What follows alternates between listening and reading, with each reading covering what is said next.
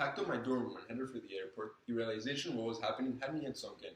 I bought my flight the day before and packed my dorm room in a few hours, and suddenly I was on a plane home. I felt like a refugee escaping a war zone. The streets were deserted and no one was ready for what was coming. A few days later, we got the official communication from the university that the remainder of the semester would be finished online and from home. I wouldn't get the chance to finish my freshman year at Georgia Tech on campus. Learning wouldn't look like this anymore, but rather it would look like this. I was excited about the prospect of learning online, but absolutely wasn't ready for what was to come. For those disillusioned by a transition online, let me tell you that the future of education certainly will not look like the stark reality forced upon us by the coronavirus pandemic. This model of online learning required 100% of all interactions to be online and handed a lot of responsibility to students. In my opinion, too much responsibility. I saw otherwise motivated peers abandon their studies, and myself lagging behind with my pre-recorded lectures and essentially self-taught for assignments. However, during this time, I also learned how feasible the education reforms and modernizations that so many people have been talking about for so long really are. The education system is ripe for innovation. We witnessed the ability of educators to migrate an entire learning infrastructure online within a few weeks, something no one would have thought possible under normal circumstances. Sure, it wasn't an all-out success. I certainly was left wanting more of my classes. But it was a starting point. I believe university classes in the next 5 years will not and should not look like this.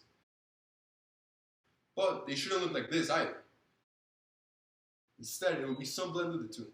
A perfect balance of enough face-to-face learning to motivate students and make them feel accountable for their work, as well as the flexibility and self-initiative online learning provides.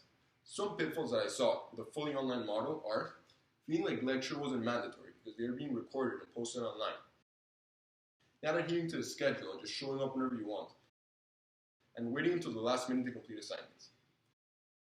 All this, I believe, points back to the same thing, to not feeling held accountable for work since everything is online, and as a result, not feeling motivated.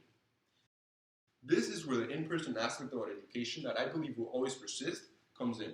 Showing up to lecture and seeing your classmates and professors makes the experience feel real and tangible, something that is essential for the success of every student. So, I propose to anyone currently learning in a distant format online, take ownership of your learning, set a schedule as if you were physically on campus and adhere to it. Hold yourself accountable and always stay motivated to learn. That's the key part, to always stay motivated to learn. This all seems well and fine, until 2 weeks later you find yourself that you're suddenly back in the same pattern, struggling to keep up with lectures and assignments. Don't worry, just refocus.